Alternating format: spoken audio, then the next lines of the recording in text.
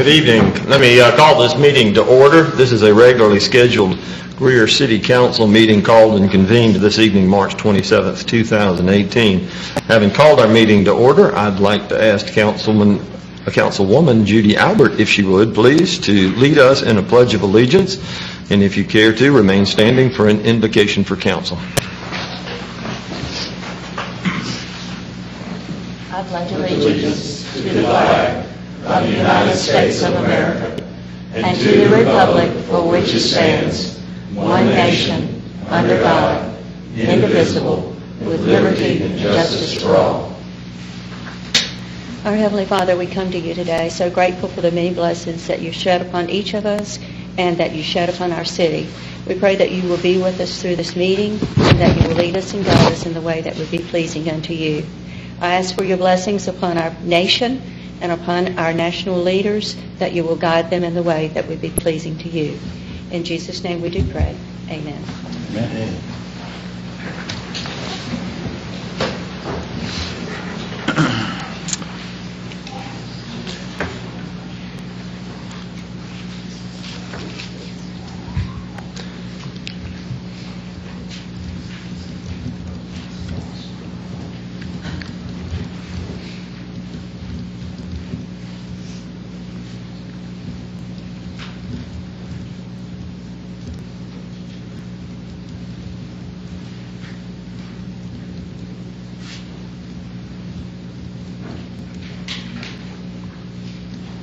Ms. Duncan, do we have any last-minute signers to appear in public forum this evening?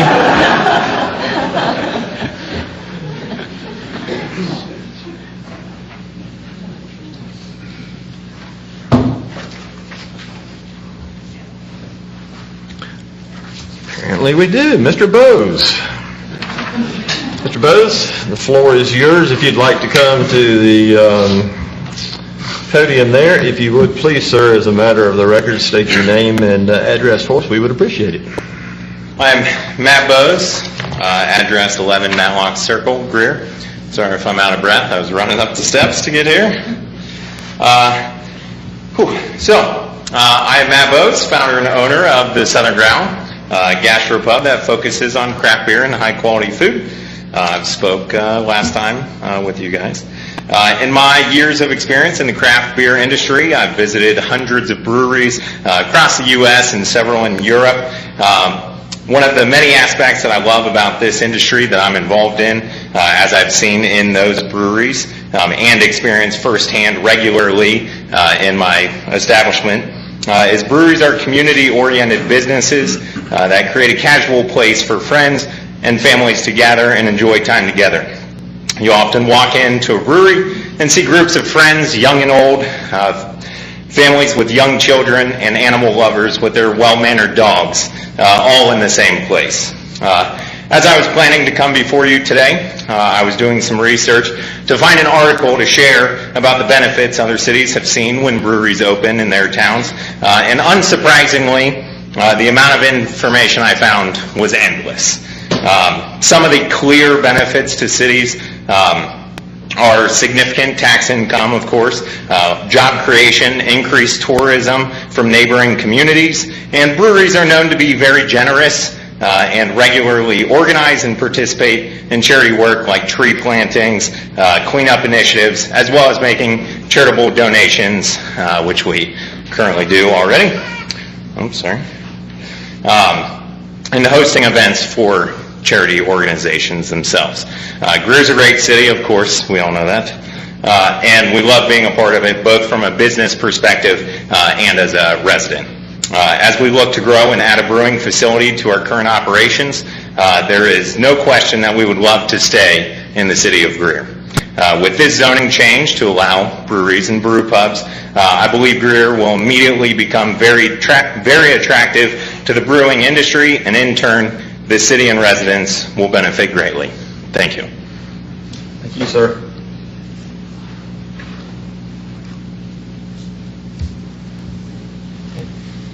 With that, we will move to the minutes of the council meeting from March the 13th, 2018. I'll entertain a motion that they be received. So moved. And a second. Have a motion and a second. Any items of note for the clerk? Hearing none. Ms. Duncan? Mr. Griffin? Mr. Bettis? Yes. Miss Albert? Mayor Danner? Yes.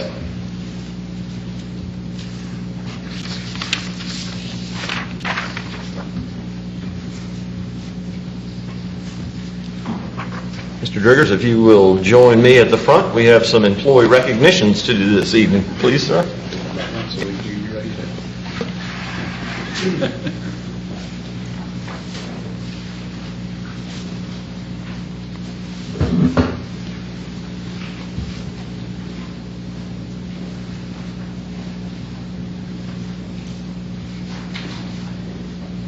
It is indeed our pleasure to recognize employees that have reached a milestone with their employment here with the city. It is our way to show a small token of our appreciation for the work that they do for us and for our citizens. And so we'd like to take time to recognize those folks that have reached either the 5-year mark, 10, 15, 20, 25, and in my case, every now and then 30 years. So with that, we do that in a couple of different ways by recognizing and commending our employees with a proclamation as well as a day off. And so it says, whereas the city of Greer endeavors to recognize and reward its dedicated and faithful employees, and whereas Ashley has served in the police department for 5 years, Ruthie Helms has served in the Building and Development Standards Department for 5 years. Angel Santana has served in the police department for 5 years. Heather Smith has served in the administration for 5 years.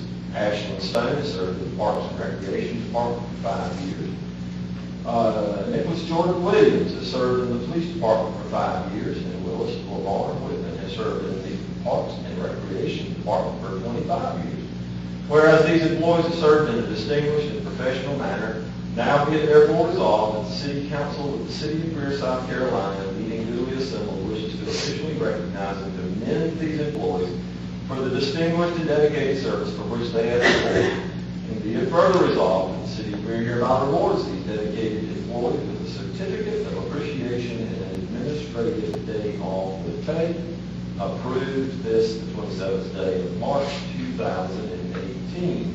When I call your name, if you would please come forward and stay with us long enough for us to get a picture of the group that is here. Ashley, as you go.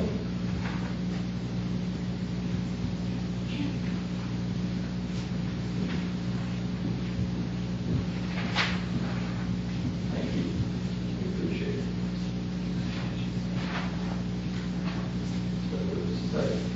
Ruthie Helms.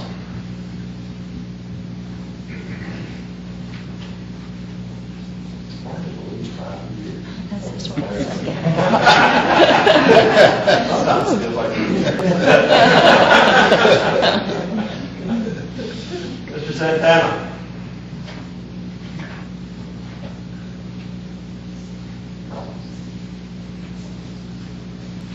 Thank you, sir.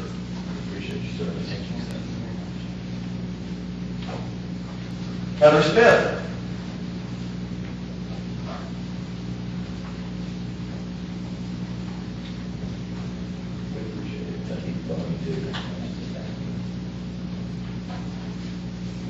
Ashlyn Stone.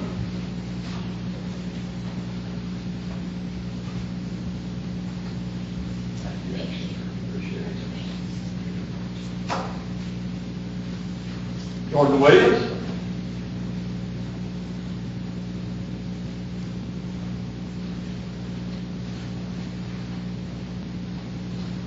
Thank you, sir. Appreciate it.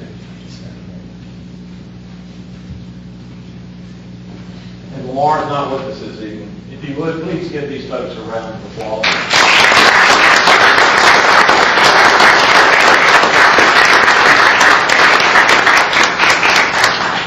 Thank you.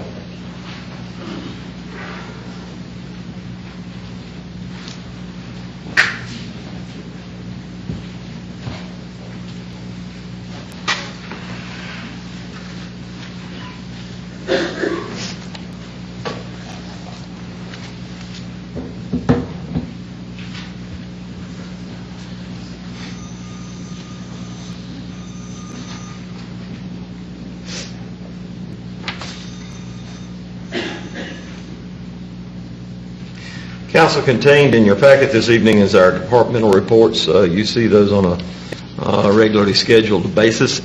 Any questions you might have in that regard, feel free to contact the department head and/or Mr. Driggers for more information in that regard.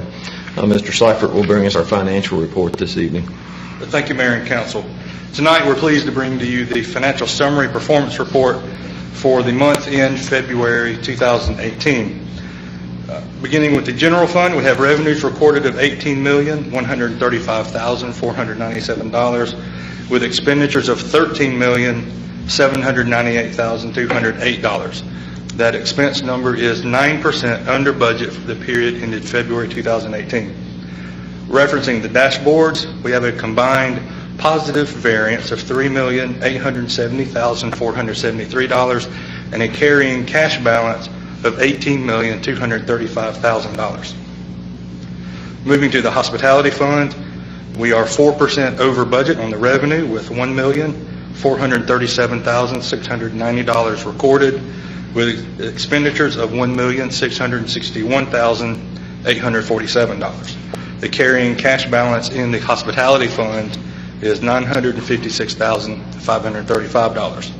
And finally, in the stormwater fund, we have revenue recorded for February of $1,076,709 and expenditures of $508,000. The carrying cash balance for the stormwater fund is $1,270,471. Be happy to take any questions you may have at this time. Any questions, Council? Thank you, sir, for the update.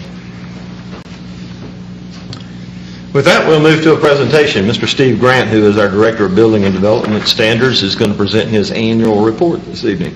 Mr. Grant, the floor is yours.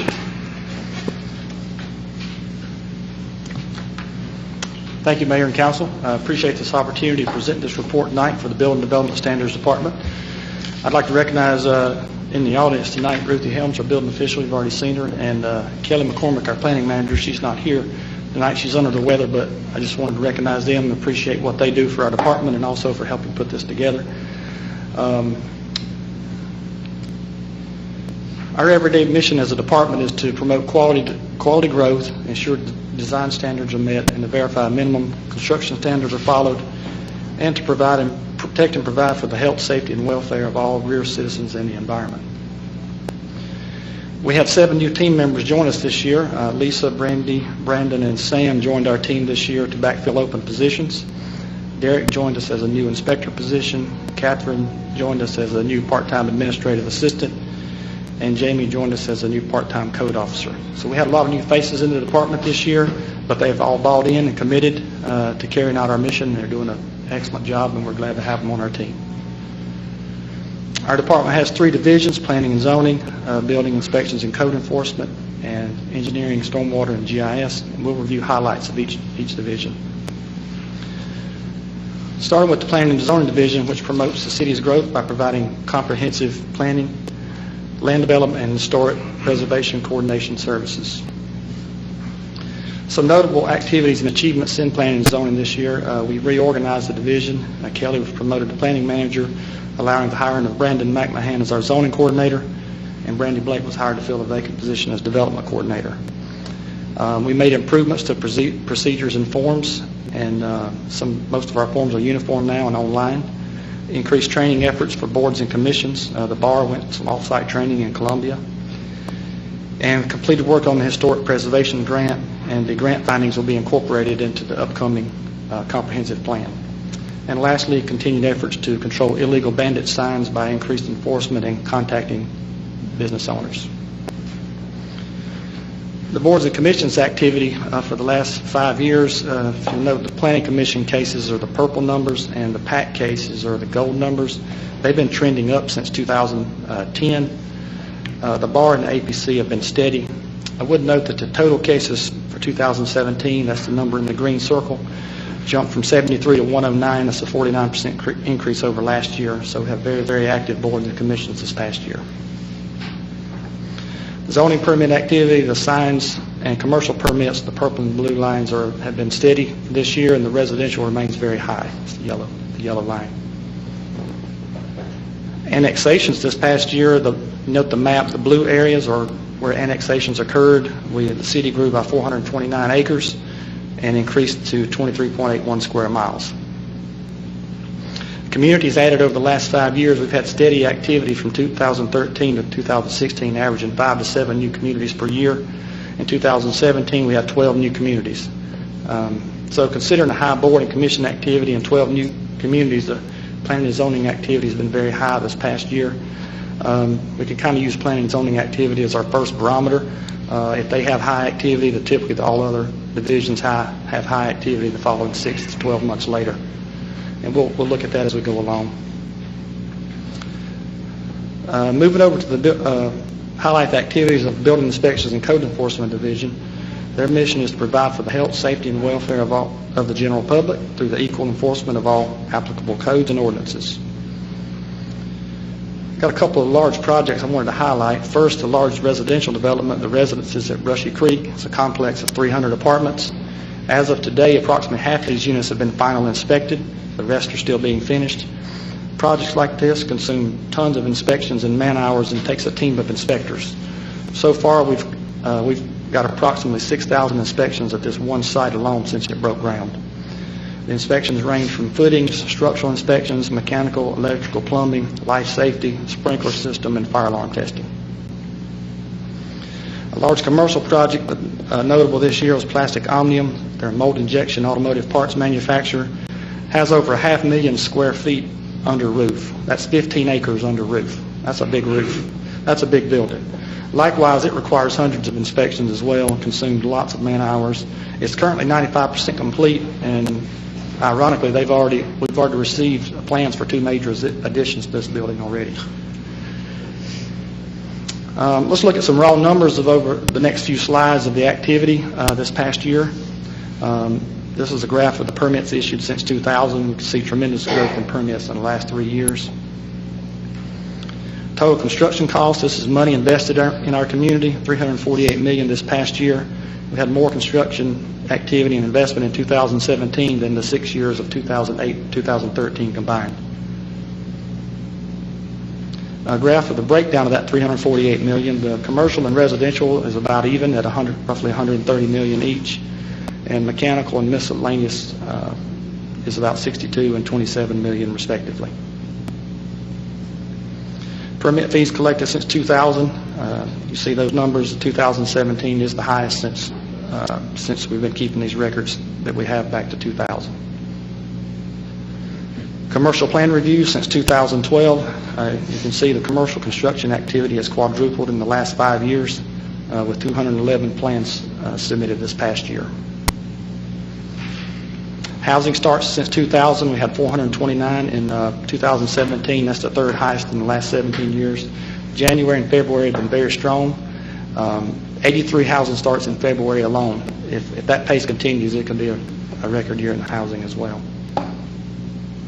Total inspections for the year, an all-time high of 27,866 inspections. So based on the last 6 straight slides, you can see that the commercial and residential construction activity remains at very high levels in our city. Some photos of all this activity. As I mentioned earlier, many of our commercial projects are large and complex, and these type projects have kept us hopping this year.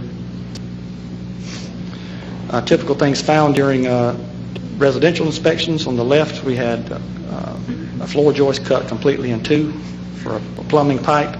On the right, we had electrical conduit running through an air return. These are examples of very poor construction practices that have to be fixed before inspections pass. So a quick highlights of some miscellaneous opportunities that popped up this year. We had a retaining wall, an older retaining wall failed. Fortunately, there was nobody in the backyard when it failed. It appears to be under-designed and not built in the current codes. Currently, there's a structural engineer evaluating the wall. These are the things we try to catch during plan review and inspections to keep these things from happening. Occasionally we have a car versus building. I think we have 6 of those this year, and they typically require an inspection by our building official and sometimes the fire marshal, and usually a temporary condemnation, and a structural evaluation before it can be reopened. Highlighting code enforcement for just a minute. Code enforcement plays a crucial role in maintaining the health, safety, and well-being of Greer citizens, and it has a direct impact on our property values and our community image. 2017 was a very active year for our overgrown grass ordinance. We have 5,225 total inspections in 2017, and we work closely with the police department identifying and condemning unsafe structures. I mentioned 2017 would be a banner year for overgrown grass. The purple line shows that last year compared to the 2 previous years, and we had a rainy summer, which just increases the grass growing rate. This is a before photo of a condemned building on Arlington. It was demoed this past year, and getting it demolished was 4 years in the making. And this is an after photo of the same site. This is a before and after of a condemnation in the Victor Mill area. As you can see, drastic improvements were made to this house. And this is the same home on the other side, a before and after shot. So code enforcement has done some important work this past summer, and their opportunities have been numerous as well. Moving over to the engineering division, we're charged with managing and overseeing municipal paving programs, stormwater program, and city infrastructure projects. A quick review of our 2017 paving program. We repaved approximately 2.4 miles. These costs were split evenly between the City of Greer and Spartanburg County CTC and the City and Greenville County Legislative Delegation Transportation Committee. Say that 5 times fast.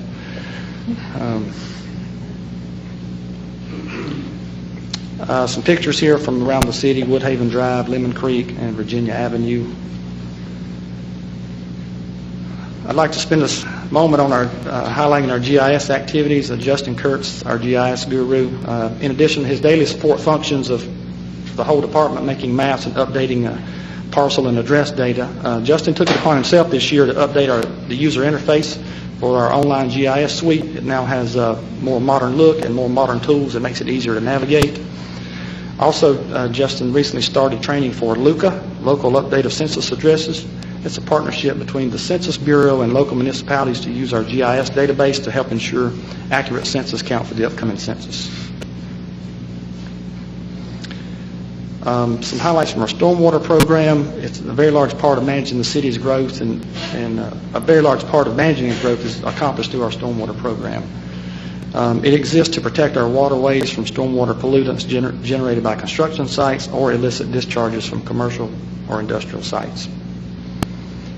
The program consists of 6 minimum control measures. Most of our efforts were concentrated this year in measure number 1, public education, where we participated in the Friends of Lake Robinson for stormwater education, and in measure number 4, where we spend the vast majority of the time with plan reviews and site inspections.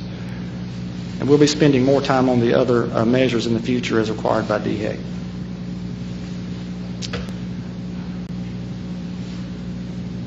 Very briefly, I want to touch on plan reviews. By regulation, what we review for is to ensure adequate sediment and erosion control measures are included on all development plans, and we ensure stormwater runoff volume and water quality from developed sites is controlled and doesn't negatively impact downstream properties or water bodies.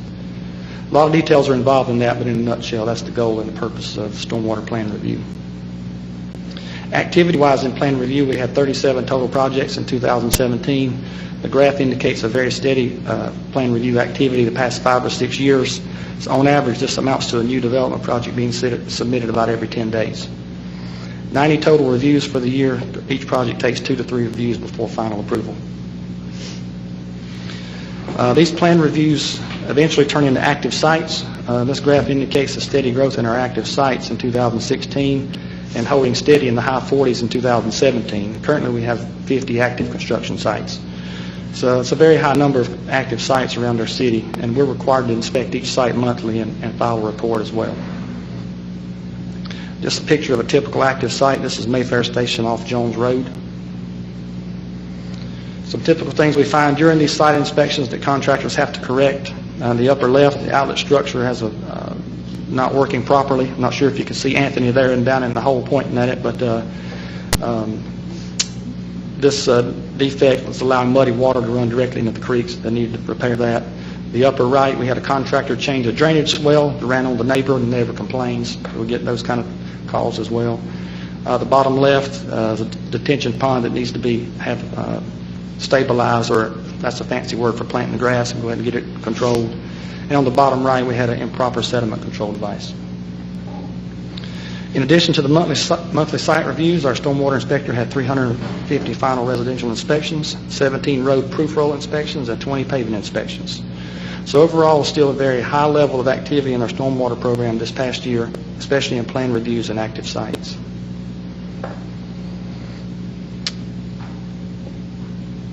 Now I'd like to highlight a couple of notable infrastructure projects that we completed this past year.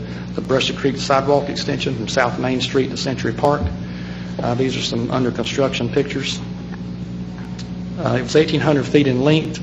It was completed last June 2017 at a cost of just over $128,000. Another project, we had a serious ditch erosion down on Westmoreland Drive. The undermining shoulder, the road was about to collapse along the edge. We had to do an emergency procurement to get this addressed quickly. And this is a before and after photo. We installed 100 feet of pipe and backfilled the ditch. This is on the north side of the road. This is the same intersection on the south side of the road. The erosion was becoming severe on that side, so we went ahead and took care of that as well.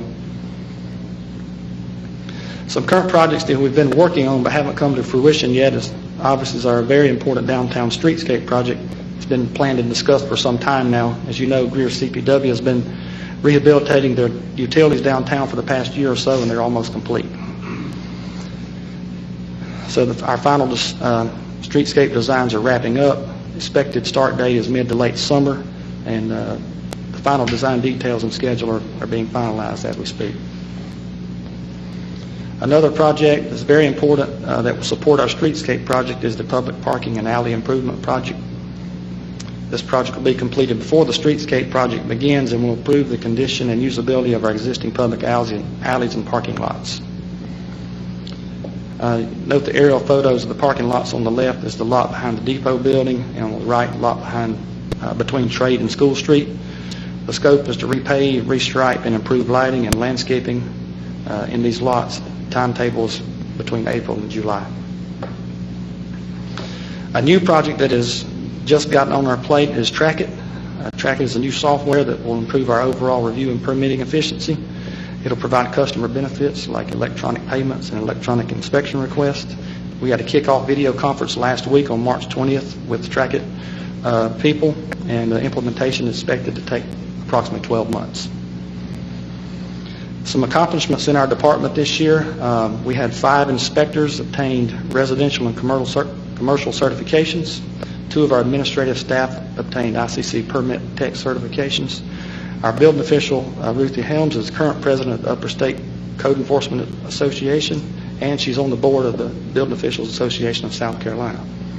We received an ADA Accessibility Award from Greenville CAN, and the Planning and Zoning Division used a Historic Preservation Grant to complete a historic asset survey. We've been highlighting all the various activities in each division: planning and zoning, building inspections, and engineering stormwater. And we cover a wide variety of important services for the city, and development activity level remains very high. And with our upcoming streetscape project, the recently announced hotel and parking garage downtown, 2018 is shaping up as a banner year for our city. As always, our goal is to provide professional and timely service to both external and internal customers. Our staff has had to hustle this year to deliver that goal. So how are we doing? Well, many times we felt like these pictures. But we've made positive changes to meet the challenges and expectations, and with council's approval, we've added a full-time inspector, a part-time code enforcement officer, and a part-time administrative assistant. We're in the process of hiring an assistant city engineer. We've selected Trackit to increase our productivity. We do continue to rely on contract services for overflow plan review and inspections, and we evaluated internal processes for efficiency.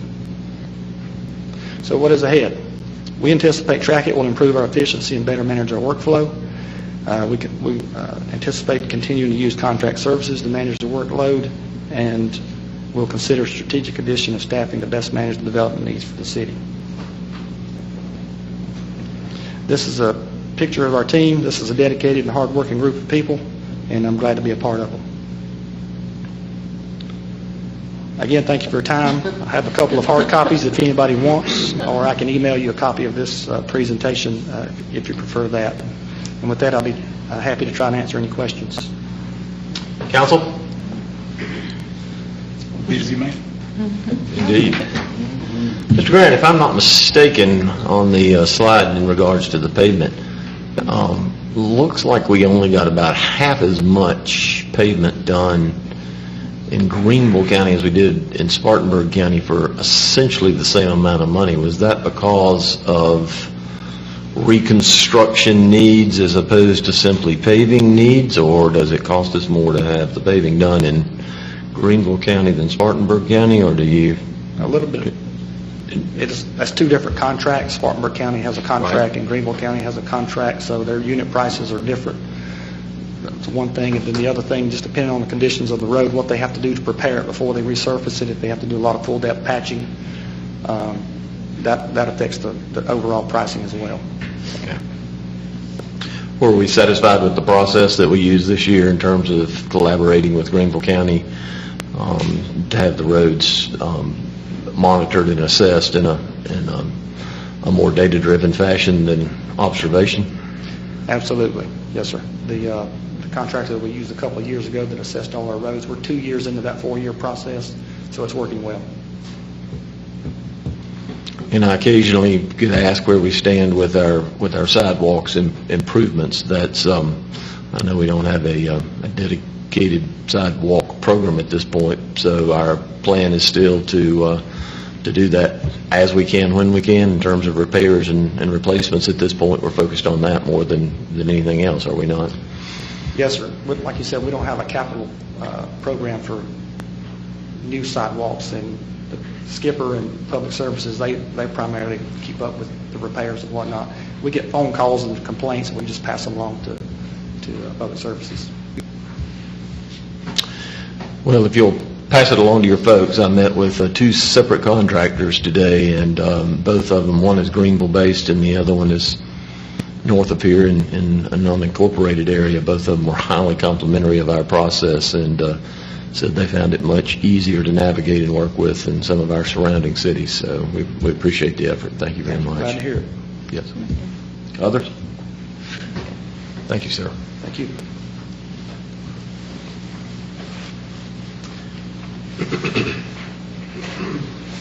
Mr. Driggers?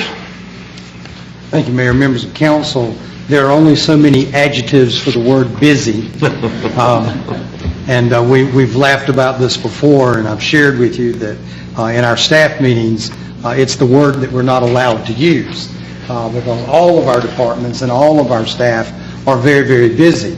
And so we spend a great deal of our time talking about the challenges that we have, and we concentrate our efforts on how we are addressing those challenges. Our building development standards has a wonderful team, as all of our Team Greer do, but tonight we certainly wanted to highlight the efforts that were happening in building development standards. It's a dedicated group of folks, and they, as was the term used earlier, they are the barometer of what we are anticipating from a growth perspective here in the community. I watch that activity extremely closely because it is the best indicator for how busy all of our other staff are going to be as we continue to move forward. To use the words that Reno Deaton uses often, the pipeline is full, but it is flowing well, and we're very, very grateful for that. So thank you to members of Building and Development Standards. We appreciate your efforts and what you're doing for us here in the city. A couple of things that I need to share with you this evening, a couple of calendar items. Coming up for us first will be our International Festival. This is a wonderful opportunity for us to celebrate our international heritage here in our community. That's going to be taking place on Saturday, April 14th. So we want to make sure that you have information about that, and you'll be joining us here at City Park as we, again, have the opportunity to recognize and celebrate the international community that we have here in Greer. A couple other calendar items that are coming up for us. As we've had some discussion over the last several weeks, In scheduling our council retreat, had an opportunity, Mayor Danner and I met, and a final decision was reached that we're going to incorporate as part of a regular meeting a half-day program that would then run into your council meeting and then a half-day the following day. We believe that we can accomplish the things that are pressing for us for discussion this year. That will be on May 8th and 9th. Your regular council meeting is on May 8th. We will gather right after lunch on that Tuesday. We will meet up until just before the council meeting. We'll take a break before that, allow yourself to catch your breath and get a little nourishment, and then we'll go straight into your council meeting. We were already scheduled that evening for an update on economic development matters. Greer Development Corporation will be providing an update to us that evening, so that will work very well in the concept of that meeting. So we'll continue with that, and then based on the agenda, we'll see how many items we can cover as part of the regular meeting that evening. We'll reconvene Wednesday morning, and we will work through lunch on that day. So again, midday on that Tuesday through your council meeting that Tuesday evening. We'll gather first thing on Wednesday morning, and we'll meet through midday, through lunch that day, May 8th and 9th. We will send information to you, a calendar invite, so that everyone can get that on your calendars. Thank you to everyone that participated in our doodle polls and our informal requests for information. Scheduling this year, as we discussed, was just extremely difficult. And you're very busy people. And so we wanted to pick dates that would work best for everyone. And Mayor Danner looked at the calendar and felt that this would be best accommodated based on the feedback that he had received from each of you. So we're looking forward to that. And then, of course, we're starting to prepare for, and a lot of time being spent now in preparing for Freedom Blast. That will take place on Saturday, June 30th. So again, we'll send you some information, making sure your calendars are identified for that. But this is a wonderful event for our community. We will do many of the things that we have done in years past, but it'll be a great afternoon, evening of music, and culminate that evening with a spectacular fireworks show as we celebrate freedom here in our country as well as in our community here in Greer. Looking forward to all of those events. You notice as you came through the lobby this evening that artwork is on exhibit. Our annual art show is on exhibit this month. We had an opportunity last Friday. Mayor Danner had an opportunity to announce the winners in that show. You'll see those ribbons are placed on the work out in the lobby. If you have not yet had an opportunity to stop by and see that work, please do. And I do remind you that as you see here in this building, we made a very conscious decision many years ago when we started the art show that we purchase our winning pieces and we place those on permanent display here in our building. And that artwork is now, we now have that artwork all over this building. And so it's been a great program for us to feature local artists, students and professionals here in our community, and we've been doing that since the inception of that program. So take a look at those pieces, and you'll see the winning pieces again as you gather here through our building. We did, from a past event, want to certainly recognize the efforts of our Parks and Recreation Department. We had our Egg-tastic egg hunt event this past Saturday. We were a little concerned about the weather, but it held out for us. It turned out to be an absolutely wonderful event. So to Ann Cunningham and her fine staff, Red and the folks that were involved in that program, cannot say enough good things. There's nothing like a Saturday morning of children on an Easter egg hunt. It was true community at its best, and our folks take that program so very seriously, and they do a wonderful job with it as well. So we're glad that we were able to celebrate that this past Saturday. I do want to make you aware that one of the things that we are moving forward with periodically from time to time, we are able to submit grant applications, and when we submit grant applications, we have to recognize that we either have those funds in hand, that if we are awarded the grant, we are able to do that, or we certainly have to recognize that if we apply for those funds and they are awarded in a future budgetary year, that those resources would need to be made available to us. One of the discussions that we've had over the last few years is our desire, and your desire, as you've indicated to us, for us to make some improvements over at Turner Field. Primarily, that's with the addition of some restroom facilities there at Turner Field, permanent restroom facilities. We have an opportunity to apply for a matching grant through the Soil and Water Conservation District. We are applying for a $75,000 grant. It will require a 50-50 match. We are moving forward recognizing that that is a capital need that we will have in our next fiscal year. We are hopeful that we would be able to receive this grant and therefore get half of those funds provided to us. But I did want to make you aware that it is our intent to go ahead and submit that application now. It will be for our next fiscal year. So we will budget for that in our next year budget. We will be required to budget for it at 100% of its cost. We will plan for the 50% reimbursement as well, but I just want to give full disclosure that it is an application. We are hopeful for that. We've had great success with that in the past, but it is our intent to move forward with it. As is in wonderful governmental fashion, I did want to share with you that we are applying for the installation of support facilities at Turner Field. So I don't know if anything could be identified better as a support facility than restrooms at a park. We are certainly making sure that we are using the vernacular of the grant folks as we get that submitted. But I wanted to make you aware of that. And last but not least, my last time of reminding you that your Statement of Economic Interest reports are due March 30th. This week, those reports are due. I did have a chance earlier this week to take a chance to review those, and I don't recall who, but I did recall that I didn't count 7. So, so if you're one of those, if you've not filed your Statement of Economic Interest report, it is due by the end of this week, March 30th. So please make sure that that is taken care of, and that will not show up again for another year as a reminder. Mayor, that concludes my report. If there are any questions, I'm certainly glad to address those. Thank you, sir.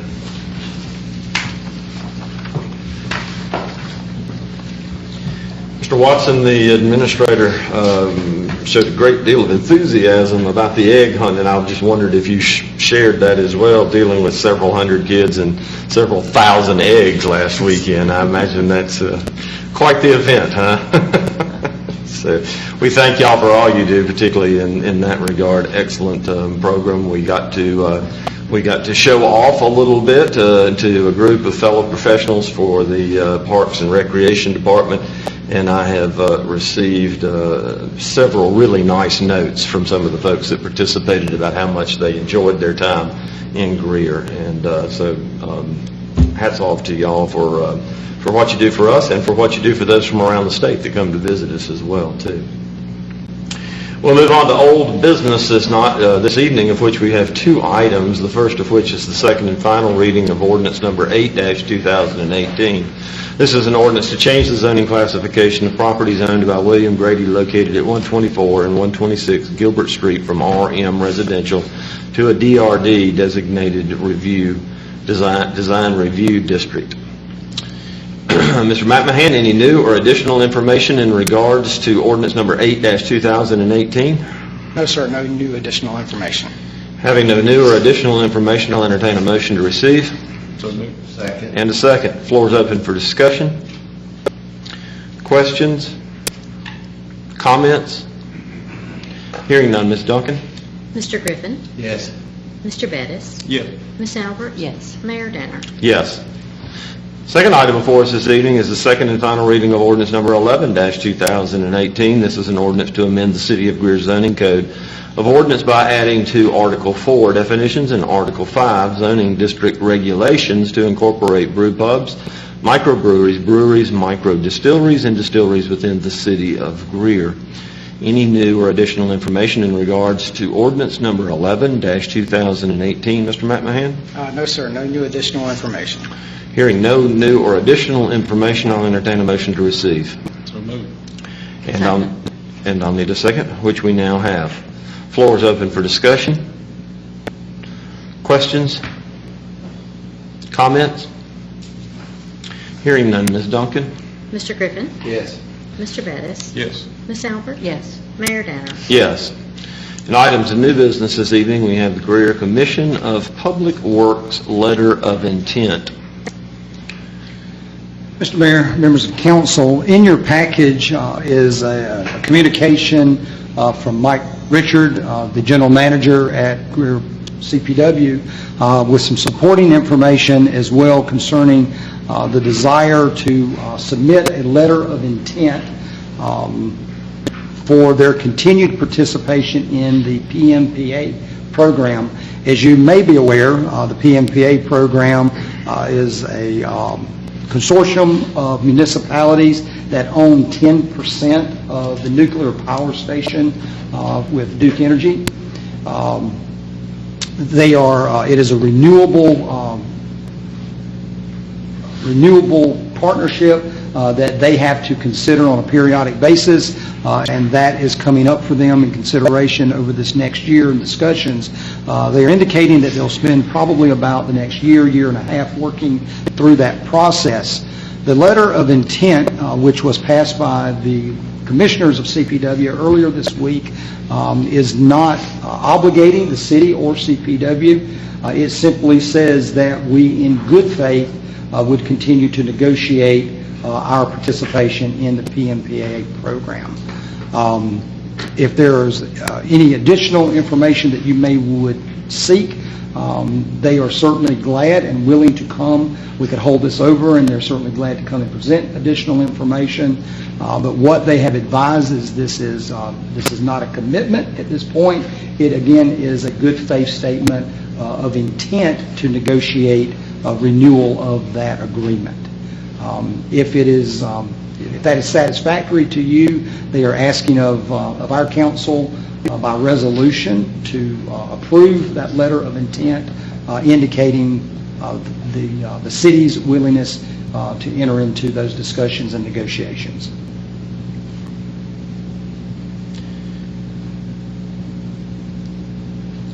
Council, since the action is a resolution, I'm going to go ahead and open the floor up for questions, if there are any at this point, of the administrator, given the information that he has provided. Seems appropriate before we ask for a motion in this regard.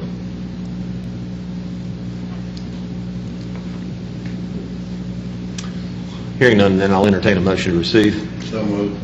Second. Have a motion and a second. Motion and second is in place. Are there any additional comments or questions that might require our attention or the administrator's attention at this point? Hearing none, Ms. Duncan. Mr. Griffin? Yes. Mr. Bettis? Yes. Ms. Albert? Yes. Mayor Danner? Yes. Council, this is the first and final reading of resolution number 9-2018. During public hearing, we entertained information from the Greenville County CDBG and information regarding our home funds. As you were made aware, the federal allocation for our CDBG funds has not been funded at the federal level at this point in time. While we do have some home funds that we could fall back on for a very limited amount of work, we are essentially passing a budget that has been pared back to, I believe she said 2012 levels. So, Mr. Sell, an update in that regard? Mr. Mayor, thank you, and Council. There is an update in that regard that I quickly brought up while I was sitting over here a few minutes ago.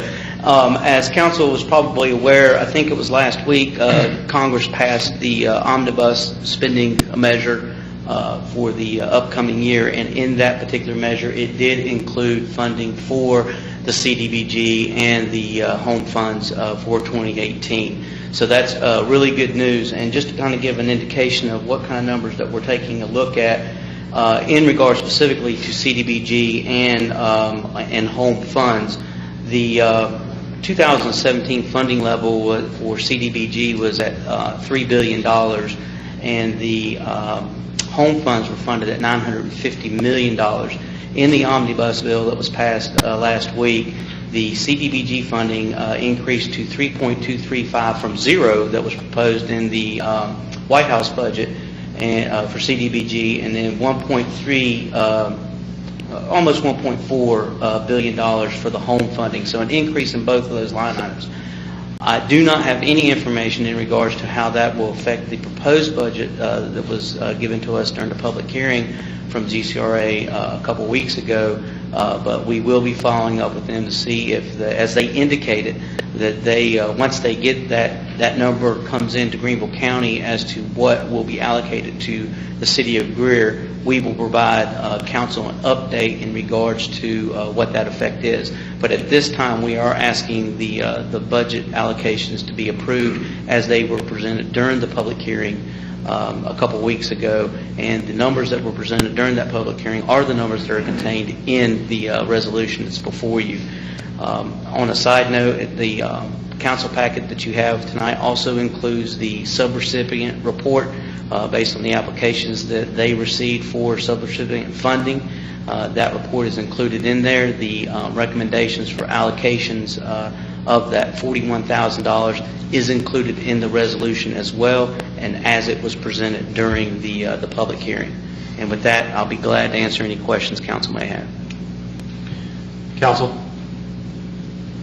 So does that mean we're still going to wait on to see what Greenville County, because it could change? Well, we'll go ahead and pass the budget as the allocations as they were presented during the public hearing that are in the resolution. They indicated, Mr. Dent indicated that if once the real number came in, that they would probably make an adjustment, but it could have been lower, it could have been higher. They anticipated that there was going to be something that would be funded. They didn't think it would be zero. They, out of an abundance of caution, wanted to use those 2012, 2013 numbers, which was one of our lowest years. This is my pure speculation based on the fact that there was an increase. I imagine that we will get a higher allocation than what is presented here, but we don't know what that is yet. It'll probably be a few months before GCRA even knows what that number will be. Once that happens, what they'll do is they'll prorate that out. They'll say this is the amount, and then they'll go through and they'll prorate the budget according to the way the allocations are presented. The one thing that is likely not to affect will be the subrecipient funding. That number is probably going to stay $41,000, primarily because we are limited to a 15% cap on the amount of CDBG funds that can be used for subrecipient programs. I did the math while I was sitting here earlier as well, because I wanted to know what the $41,000 is the same amount of money that we were allocating last year to subrecipient funding, to subrecipients. And that number being the same, I wondered how they did the math, and that actually it was higher. It should be about $35,000. So they still, even though they funded it a little bit higher, I think they anticipated we'd see that increase. But I do not see subrecipient funding allocations changing. So that $41,000 will stay the same, but we could see more money. Like for example, in the budget allocation recommendations, there is not a specific line item for demolitions. We have some money in reserve for demolitions, but we could see some money get put into that that's currently not in there once the numbers come in. And then the other thing for the home rehabilitation, that number could probably go up as well. Special project funding as well could probably go up in the infrastructure funds. Mr. Greer, there was some conversation, limited conversation, albeit that this particular scenario would take place. It was my understanding from Mr. Dent that indeed, as you mentioned, there was some concern about time and passing a budget that is time sensitive, but that once we knew what the final funding number was, that those funds could be reallocated once we knew the final number. Yes. Others? And just as a matter of information, we always have the opportunity, if we have excess funds, those don't disappear. They simply stay in our program and they roll over, and we're able to use them in future program years as well. Thank you. They could go into a general line item within that budget allocation and use it as projects come up and needs come up, and they get reallocated annually. We usually get about 2 or 3 reallocation requests per year to move money from one particular line item to another, depending on what the activity in a given line item is.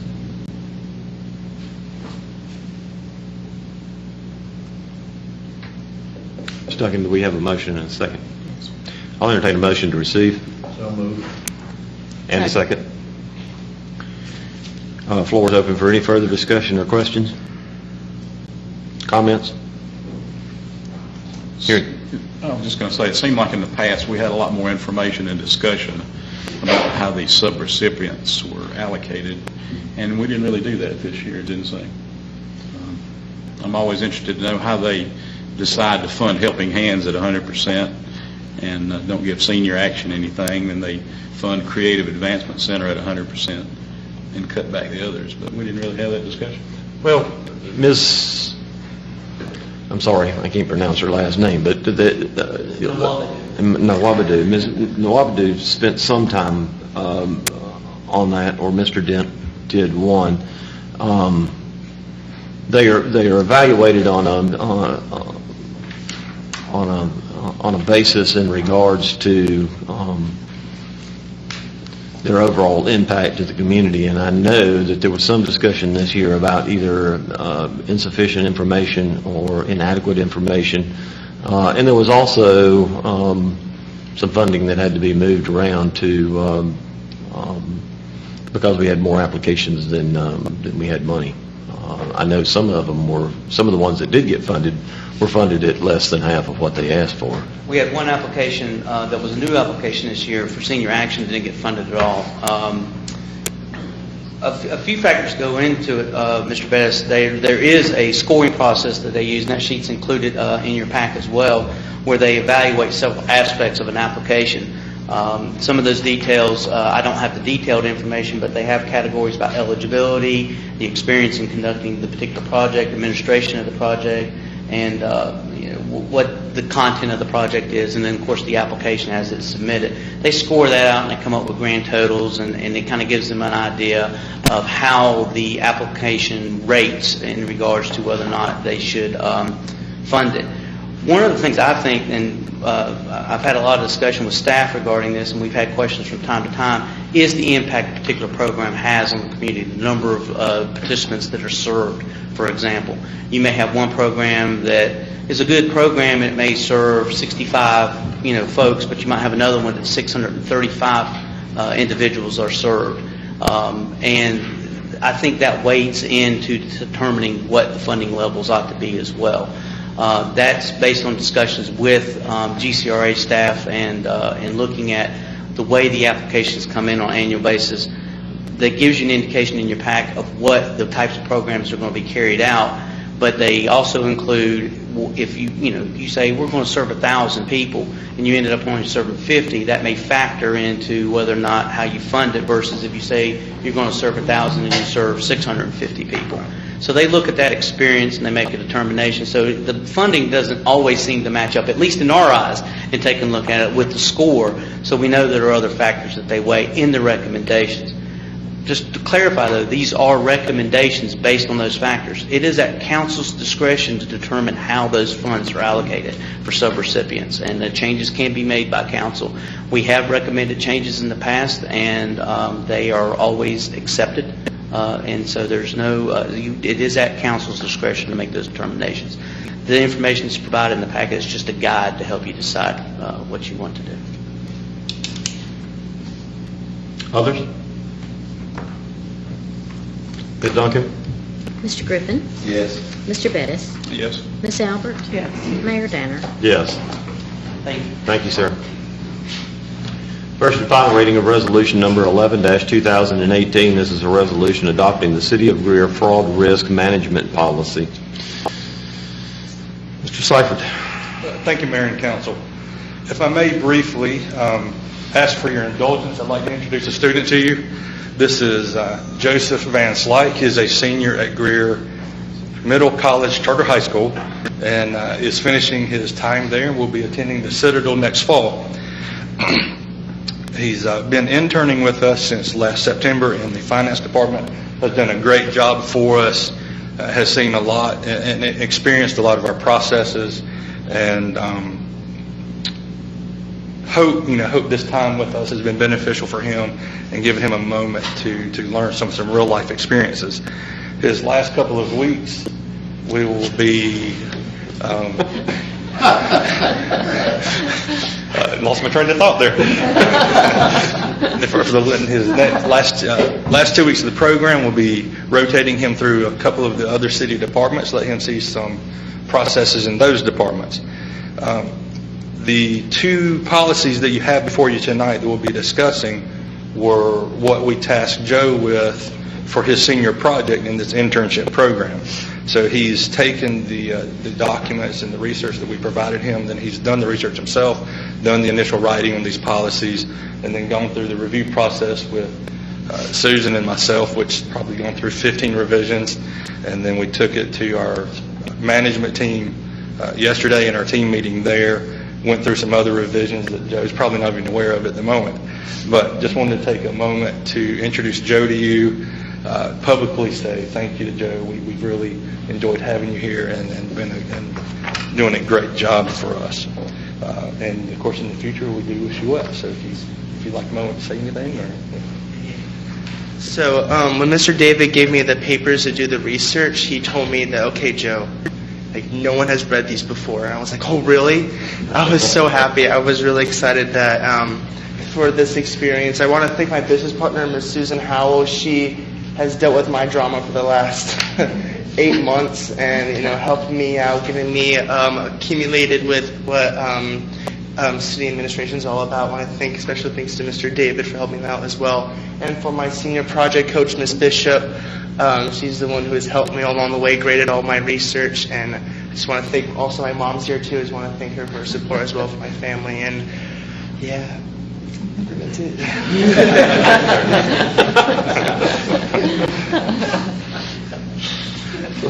Appreciate that, Mayor and Council, indulging me for taking the time to introduce Joe. Moving to the fraud risk management policy and the resolution for that. We're bringing this to you as a recommendation for adoption as a policy of best practice. This is something that we have not had in place and was recommended by our auditors through the last audit that we just had for the year ended June 2017. With this policy, we needed to state the position of the city in regards to fraud, as well as define our responses to the fraud should it ever occur. So for your convenience, I'll quickly cover the highlights of this policy. First, why are we doing this? The City of Greer recognizes the importance of protecting the city, its taxpayers, its employees, and its assets against financial risk and any unethical activities. The city's position is that we support and foster a culture of zero tolerance to fraud in all of its manifestations. Having fraud occur in an organization affects a lot of things. And some of these are sometimes difficult to quantify, but it does affect the quality and effectiveness of service delivery, the strength of business relationships with customers, suppliers, and the public, employee morale, and the reputation and image of the city. So again, stating very succinctly and directly, the policy of the City of Greer is zero tolerance to fraud. Any and all fraud will be investigated, and the city will seek all avenues of remediation. Later in the policy, we have a list of examples that constitute fraud. Now, this list, as provided, is in no means exhaustive, and this list is not intended to limit what constitutes fraud, but we wanted to provide an example of what fraud could be in its manifestations that we may could occur in the city. Again, following the policy through, it does state the reporting procedures for all employees as well as the public. So we want to take the opportunity, if employees suspect fraud, they may report it. But if there are occurrences where the public may suspect it, they also have the opportunity to report it. And then what actions that the staff will take once the suspected fraud would be reported. And finally, we want to ensure that employees will not face any retribution or penalties provided they're acting in good faith for reporting the fraud, or suspected fraud, as long as they are acting in good faith and not maliciously toward another employee. This policy as presented will be incorporated into the City of Greer's Personnel and Policies Procedure Manual. And quickly covering that, we're happy to take any questions that you may have. Thank you, sir. Thank you for your work on that as well, too. Very thorough. I have actually read through it, so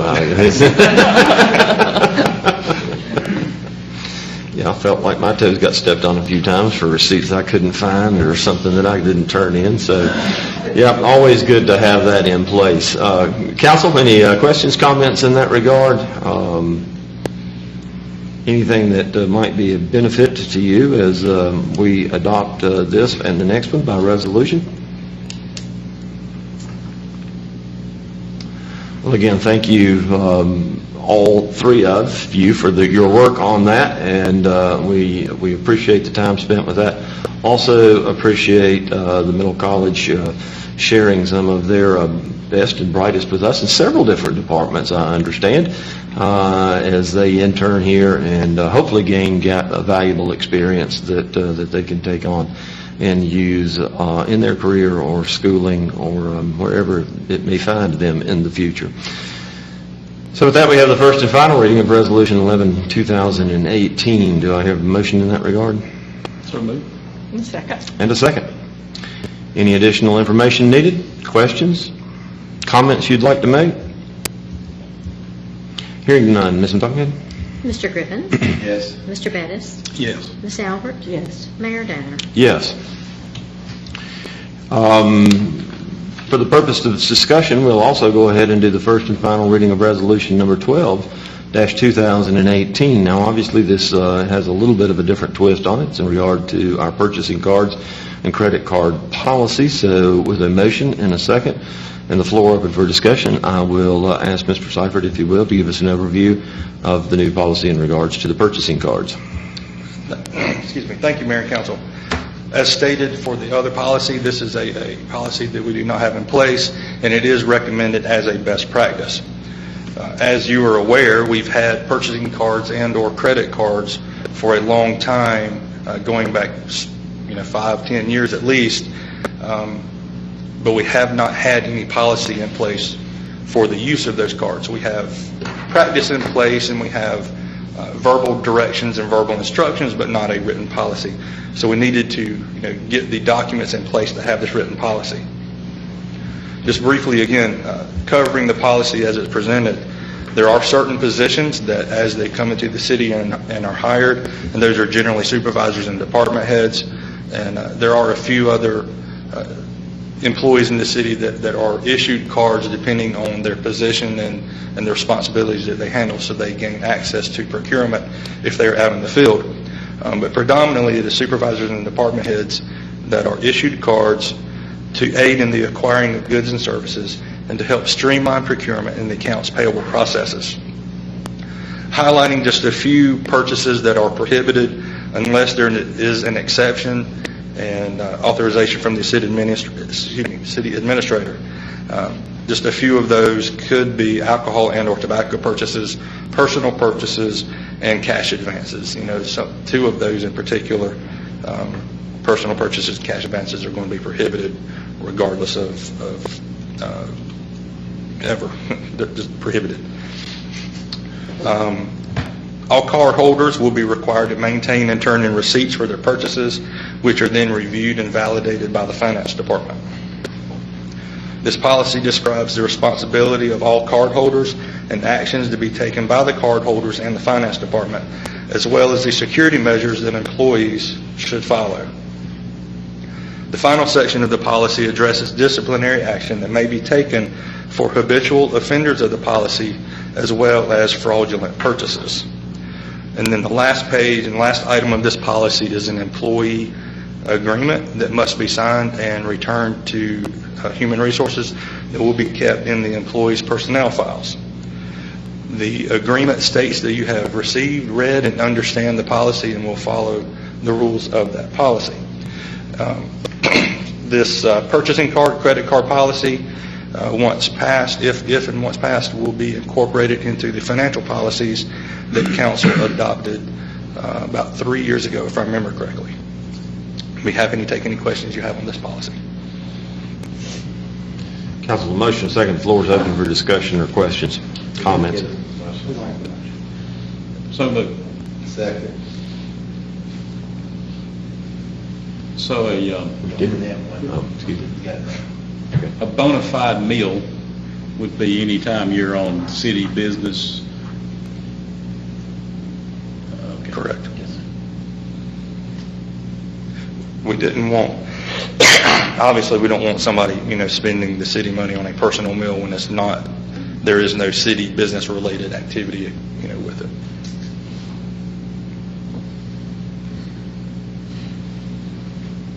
Others? I always have a little conflict with that because I figure I'm going to eat one way or another, whether I'm or not. That's right. So is this city? Is this not city? No, I'm going to eat, but that's not something I do just because I'm on city business.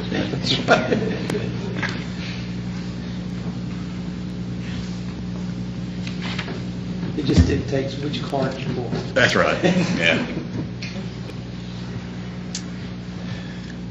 Others? Hearing none, Ms. Duncan? Mr. Griffin? Yes. Mr. Bettis? Yes. Ms. Albert? Yes. Mayor Danner? Yes. Thank you. Thank you. Council, we have no items before us this evening for executive session. Call the meeting to a close.